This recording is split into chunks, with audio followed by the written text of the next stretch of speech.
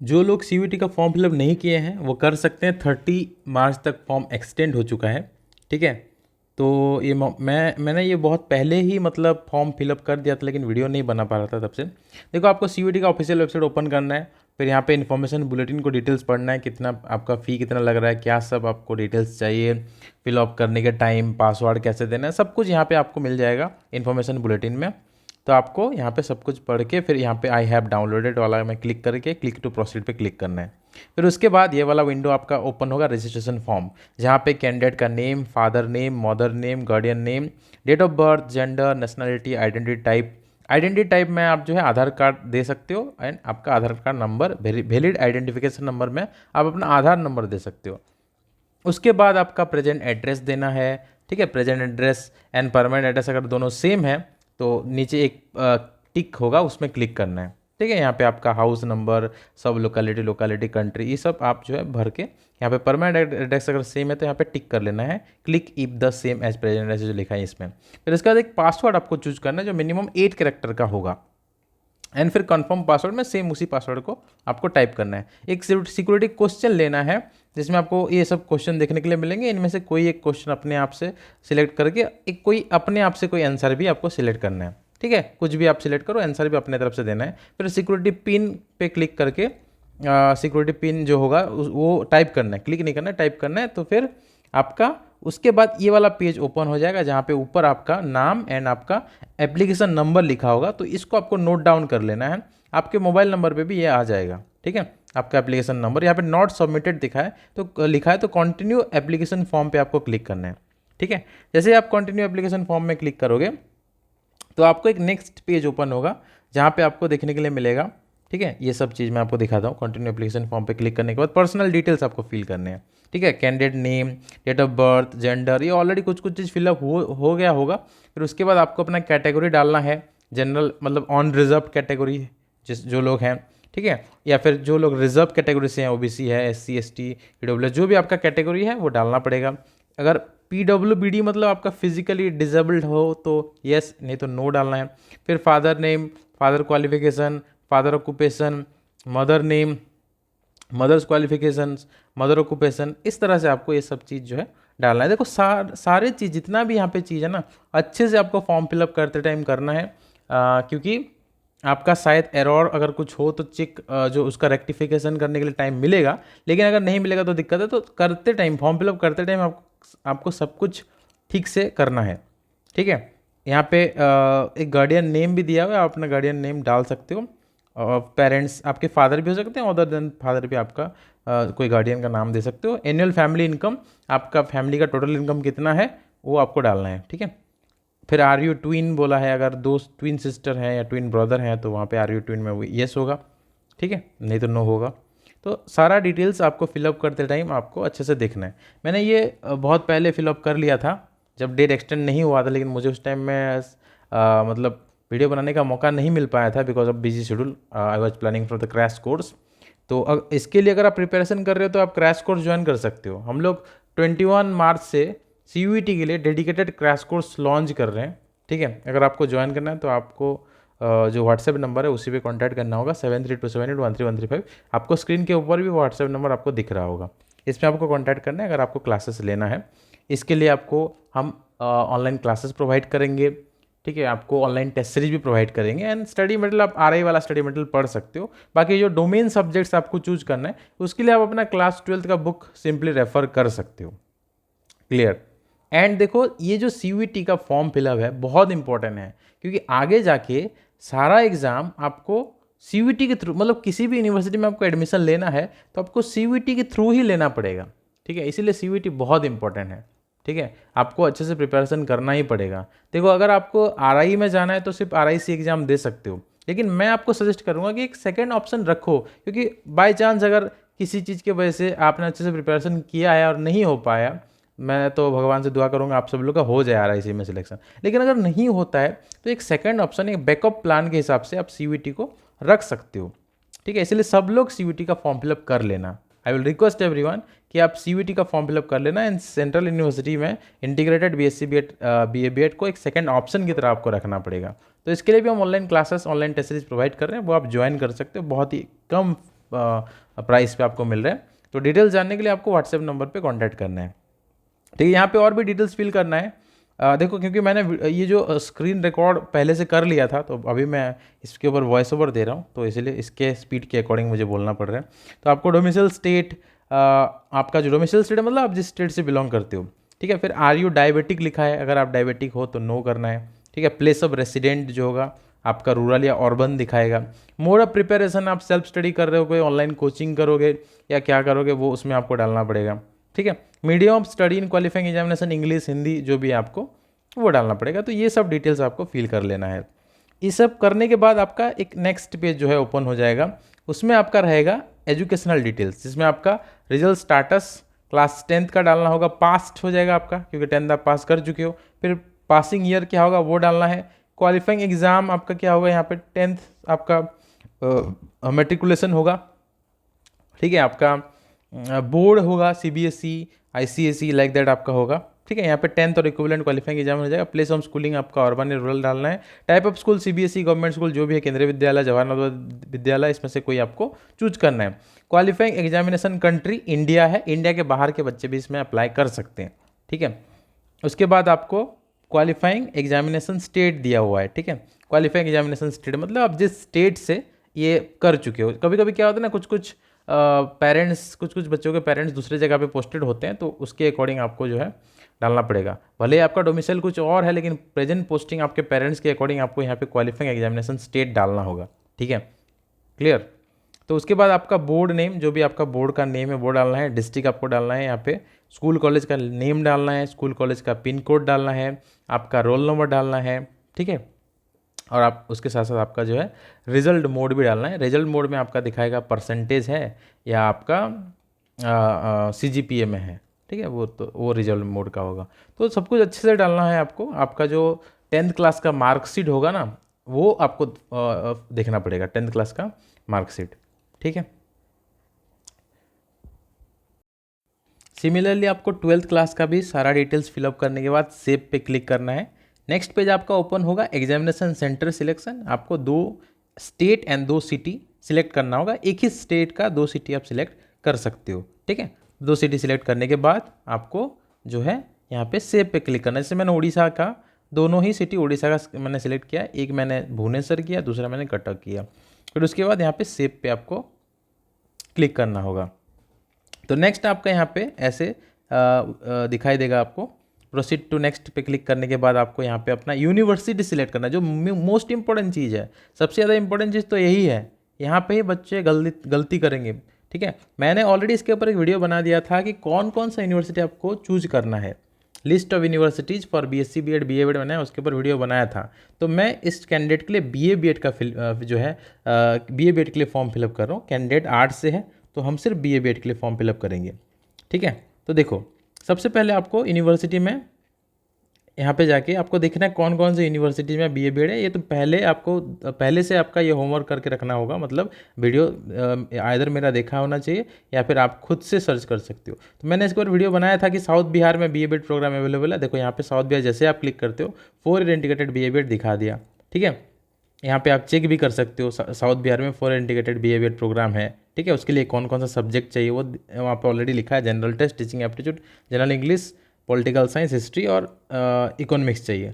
फिर नेक्स्ट आपको ऐड करना होगा एक और यूनिवर्सिटी, ठीक है। जितना आप चाहते हो उतना यूनिवर्सिटी ऐड कर सकते हो। ऐसा नहीं कि सिर्फ एक ही यूनिवर्सिटी पे करना है, आप जितना यूनिवर्सिटी चाहो उतना नंबर ऑफ यूनिवर्सिटी ऐड कर सकते हो, ठीक है। 10, 15 जितना भी चाहो ऐड कर सकते हो, लेकिन नंबर ऑफ सब्जेक्ट जो है आपका मैक्सिमम 10 होगा। इस पर आपको ध्यान रखना है, ठीक है। तो हम यहाँ पे डॉक्टर हरिशंकर गौर विश्वविद्यालय भी ऐड कर देंगे साउथ बिहार के साथ, ठीक है। यहाँ पे देखो, यहाँ पे हमको 3 सब्जेक्ट लेना पड़ेगा। फिर हम नेक्स्ट ऐड करेंगे एक और यूनिवर्सिटी ऐड करेंगे, ठीक है। जैसे कि हम यहाँ पे ऐड करेंगे सेंट्रल यूनिवर्सिटी ऑफ केरला में है, ठीक है। तो यहाँ पे ऐड करेंगे हम लोग सेंट्रल यूनिवर्सिटी ऑफ केरला। यहाँ पे जैसे केरला को क्लिक करोगे ना, नेक्स्ट साइड में सेलेक्ट प्रोग्राम में आपका पूरे BA BEd दिखाएगा, तो फिर वहाँ पे ऐड करोगे। तो देखो यहाँ पे जो है ना, जैसे जैसे आप यूनिवर्सिटी ऐड करते करते जाओगे, कौन कौन सा सब्जेक्ट आपको चाहिए वो साइड में दिखाई देगा आपको। एक एक करके हम जितना भी यूनिवर्सिटी में अप्लाई करेंगे सबका सब्जेक्ट आपको साइड में दिखाई देगा, एंड उसी के अकॉर्डिंग आपको फॉर्म फिलअप करना है आगे, क्योंकि नंबर ऑफ सब्जेक्ट के अकॉर्डिंग आपको पे करना है, ठीक है। एंड उस जितना नंबर ऑफ सब्जेक्ट आप चूज करोगे उसके अकॉर्डिंग आपको एग्ज़ाम भी लिखना है, पेमेंट भी उसके अकॉर्डिंग होगा, एंड आपका जो है एग्ज़ाम भी उसी के अकॉर्डिंग आपको लिखना पड़ेगा। जितना यूनिवर्सिटी सिलेक्ट करोगे उनका डोमेन सब्जेक्ट अगर अलग अलग होता है तो आपको उतना नंबर ऑफ डोमेन सब्जेक्ट पे फॉर्म फिलअप करना होगा, उतना नंबर ऑफ डोमेन सब्जेक्ट पे आपको एग्ज़ाम भी देना होगा। तो हमने अभी तक 3 चूज़ किया है। चलो और कहाँ कहाँ अवेलेबल है, जो मैंने लिस्ट बनाया था वहाँ पे उसी से ढूंढ के हम लोग फिलअप करेंगे, ठीक है।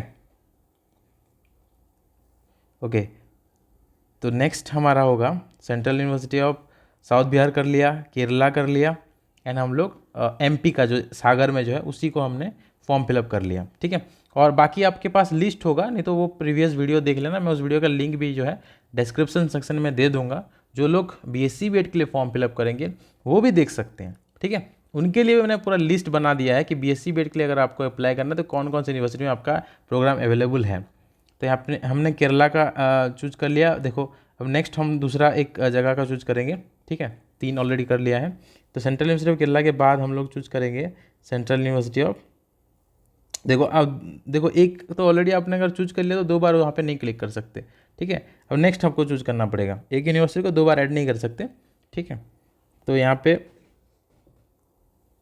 क्योंकि मैंने ये ऑलरेडी पहले से ही किया हुआ है, तो यहाँ पे मैंने जो यहाँ पे किया है उसी को मैं बता रहा हूँ। ऑलरेडी हरियाणा में है, देखो foreign integrated teacher education programme ITP जिसको बोलते हैं, वो हरियाणा में अवेलेबल है। तो हरियाणा में फिलअप करने के बाद नेक्स्ट हम लोग फॉर्म फिलअप में जम्मू को ऐड करेंगे, सेंट्रल यूनिवर्सिटी जम्मू। यहाँ पे भी आपका इंटीग्रेटेड BA बेड अवेलेबल है, यहाँ इसको भी हम लोग ऐड कर लेंगे, ठीक है। और इसके बाद मैंने एक और यूनिवर्सिटी भी ऐड किया था, लेकिन बाद में मैंने रिमूव कर दिया क्योंकि एक और डोमेन सब्जेक्ट का ज़रूरत पड़ रहा था।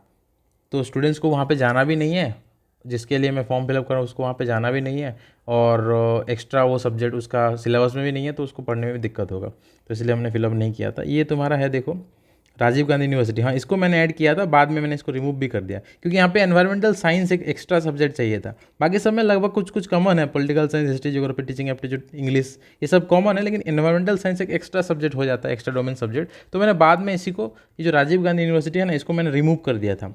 तो टोटल हमने लास्ट में 5 यूनिवर्सिटी के लिए फॉर्म भरा, ठीक है। मैं आपको दिखाता हूँ आगे कि कौन कौन सा डोमेन सब्जेक्ट देना पड़ेगा इस 5 यूनिवर्सिटी को सिलेक्ट करने के लिए। तो यहाँ पे अगर मैं राजीव गांधी यूनिवर्सिटी को यहाँ पे रखता तो मुझे एनवायरमेंटल साइंस के लिए एक्स्ट्रा एक पेपर के लिए इस कैंडिडेट को का फॉर्म फिलअप करना पड़ता, लेकिन मैंने इसको हटा दिया क्योंकि एनवायरमेंटल साइंस उसको वहाँ पे जाना नहीं, वो अरुणाचल प्रदेश में है, ठीक है। तो हमने यहाँ पे 5 का ही सिलेक्शन किया है, 5 यूनिवर्सिटी, ठीक है। अब इसके बाद इसी के अकॉर्डिंग जो है हमको डोमेन सब्जेक्ट सिलेक्ट करना होगा, वो देखो कैसे होता है, ठीक है। That is very important thing, बहुत ज़्यादा इंपॉर्टेंट है वही चीज़, क्योंकि एग्ज़ाम आपको डोमेन सब्जेक्ट पे देना है, यूनिवर्सिटी के नाम पे नहीं। आपको डोमेन सब्जेक्ट के अकॉर्डिंग जो है एग्ज़ाम देना है, एंड आपने सिलेक्ट तो ऑलरेडी किया यूनिवर्सिटी, तो अगर वो डोमेन सब्जेक्ट आप मतलब उसमें आप क्वालिफाई करते हो और वो डोमेन सब्जेक्ट आपके जिसमें आप जाना चाहते हो यूनिवर्सिटी वहाँ पे है, तो फिर आप जो है सिलेक्टेड हो सकते हो। उसके बाद यहाँ पे यूनिवर्सिटी प्रोग्राम सिलेक्शन पे क्लिक करना है, प्रीव्यू पे, तो आपको पूरा पेज दिखाई देगा, ठीक है। देखो अगर जनरल टेस्ट से क्वालिफाई करते हो तो एक जिसमें सिर्फ जनरल टेस्ट मांगा है उसमें आप एलिजिबल हो जाते हो, लाइक फॉर एग्जांपल जम्मू में एलिजिबल होते हो। हिंदी इंग्लिश टीचिंग एप्टीट्यूड मांगा है तो हरियाणा में एलिजिबल हो जाओगे अगर 3 सब्जेक्ट देते हो। लेकिन आपको देखना पड़ेगा इन 5 यूनिवर्सिटी में अप्लाई करने के लिए कितने डोमेन सब्जेक्ट को देने पड़ेंगे। तो मैंने यहाँ पे कैलकुलेट किया कि लगभग मुझे 7 देना पड़ेगा। कौन कौन सा देना पड़ेगा? इंग्लिश देना पड़ेगा, टीचिंग एप्टीट्यूड देना पड़ेगा, जनरल टेस्ट देना पड़ेगा, history, geography, political science, economics, तो 7 सब्जेक्ट देने हैं। तो एक एक करके मैं यहाँ पे 7 सब्जेक्ट चूज कर लूँगा। देखो इंग्लिश चूज कर लिया, फिर उसके बाद हम लोग टीचिंग एप्टीट्यूड और जनरल टेस्ट को भी चूज कर लेंगे। यहाँ पे मीडियम ऑफ पेपर देखो हिंदी या इंग्लिश है, दोनों में से आप जो चाहो ले सकते हो, हिंदी इंग्लिश दोनों अवेलेबल है, ठीक है। देखो जनरल टेस्ट ले लिया, हमने इंग्लिश लिया, टीचिंग एप्टीट्यूड लिया, अब जनरल टेस्ट को भी चूज कर लेंगे। फिर उसके बाद history, geography, political science and economics यहाँ पे सेंट्रल यूनिवर्सिटी ऑफ केरला के लिए भी चाहिए एंड साउथ बिहार के लिए भी चाहिए, तो उसको भी हमको चूज करना पड़ेगा, ठीक है। जो हरिशंकर गौर विश्वविद्यालय है वहाँ पे आपको teaching aptitude, general test and English ही चाहिए 3। आपको वहाँ पे history, geography, political science, economics नहीं चाहिए, लेकिन फिर भी आपको फिलअप करना पड़ेगा क्योंकि किसी और यूनिवर्सिटी में वो चाहिए। तो आपका कंबाइन देखना है कि मैक्सिमम कितने सब्जेक्ट के लिए आपको अप्लाई करना है एंड उसी के अकॉर्डिंग आपको जो है यहाँ पे टेस्ट पेपर या सब्जेक्ट सिलेक्ट करना पड़ेगा। तो यहाँ पे इंग्लिश हो गया, टीचिंग एप्टीट्यूड हो गया, जनरल टेस्ट हो गया, लैंग्वेज मैंने इंग्लिश लिया है, ठीक है। फिर उसके बाद यहाँ पे नेक्स्ट सब्जेक्ट में हम लोग हिस्ट्री, ज्योग्राफी, पॉलिटी, इकोनॉमिक्स, इस तरह से हमको चूज करना होगा। ठीक है, देखो मैं यहाँ पे एक एक करके चूज कर रहा हूँ। इकोनॉमिक्स पहले चूज़ किया, ठीक है। इंग्लिश यहाँ पे, उर्दू भी एक लैंग्वेज है, अगर कोई चाहे तो उर्दू में भी एग्ज़ाम दे सकते हैं। फिर उसके बाद हम लोग चूज़ करेंगे इकोनॉमिक्स के बाद हम लोग ज्योग्राफी चूज़ करेंगे, हिस्ट्री चूज़ करेंगे। हाँ, हिस्ट्री चूज़ कर लिया। अब इंग्लिश, इसको भी इंग्लिश पेपर इंग्लिश में देना है, ठीक है। तो मोड ऑफ लैंग्वेज स्टूडेंट्स के लिए इंग्लिश ही है, आप चाहो तो हिंदी भी ले सकते हो। हिस्ट्री भी हो गया, ज्योग्राफी भी हो गया। उसके बाद देखो लास्ट सब्जेक्ट बचा हमारा पॉलिटिकल साइंस।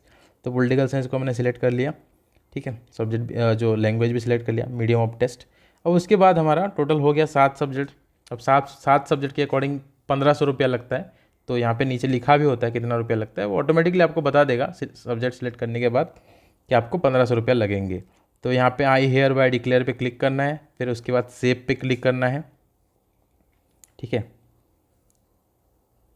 यहाँ पे सारा डिटेल्स आपको पढ़ लेना है। मैक्सिमम 10 सब्जेक्ट दे सकते हो, यहाँ पे हमने सिर्फ 7 चूज़ किया। तो और 3 भी अगर हम चाहते तो दे सकते थे, लेकिन ज़रूरी नहीं है। 5 यूनिवर्सिटी में किसी एक में डेफिनेटली मिल जाएगा आपको, क्योंकि बहुत सारे लोगों को अवेयरनेस ही नहीं है CUET क्या है, बहुत सारे बच्चों को नहीं पता है। तो आई होप कि ये मैसेज आप शेयर करोगे सब लोगों के साथ कि CUET एक बहुत ही ज़रूरी एग्ज़ाम है, ठीक है, बहुत ही ज़रूरी है।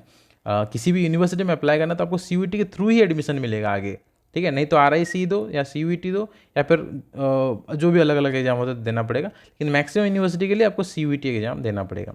तो देखो यहाँ पे 7 सब्जेक्ट का लिस्ट हो गया, बाकी 8, 9, 10 पे आपको नॉट एप्लीकेबल करके छोड़ देना है। और क्यों मैंने 7 सब्जेक्ट लिया, यहाँ पे नीचे ये लिस्ट भी है।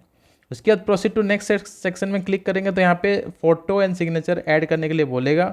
उसको ऐड करने के बाद यहाँ पे प्रीव्यू हो जाएगा, एप्लीकेशन फॉर्म का प्रीव्यू। एप्लीकेशन फॉर्म का प्रीव्यू देखने के बाद जो है हम लोग यहाँ पे सारे जो बॉक्सेस है उन सारे बॉक्सेस पे हमको टिक करना होगा, ठीक है। चेक बॉक्सेस पे टिक करना होगा। सारे चेक बॉक्स जब तक हम टिक नहीं करेंगे तब तक हमारा आगे फॉर्म फिलअप नहीं होगा। तो सारा जितना भी है सब कुछ हमको टिक करना पड़ेगा।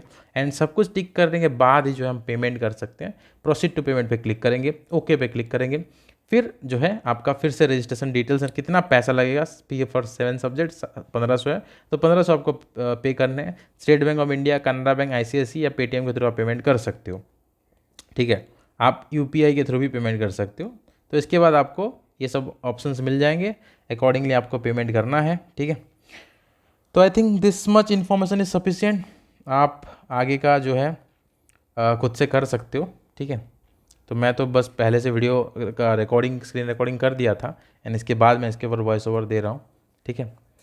तो यही मुझे आपको इन्फॉर्मेशन देना था। आप CUET का फॉर्म फिलअप जो लोग नहीं किए हैं कर लो, 30 तारीख तक अवेलेबल है। बहुत ही इंपॉर्टेंट एग्जाम है, किसी को भी मिस नहीं करना चाहिए, क्योंकि आपके पास इतने सारे यूनिवर्सिटी के ऑप्शंस मिल जाते हैं। RA तो सिर्फ एक है, मैं तो आपको डेफिनेटली सजेस्ट करूँगा कि आप RA में जाओ। लेकिन अगर आपका RA में नहीं होता है तो आप इनमें से कोई एक यूनिवर्सिटी में भी जा सकते हो, ठीक है, ये भी अच्छा है, ठीक है।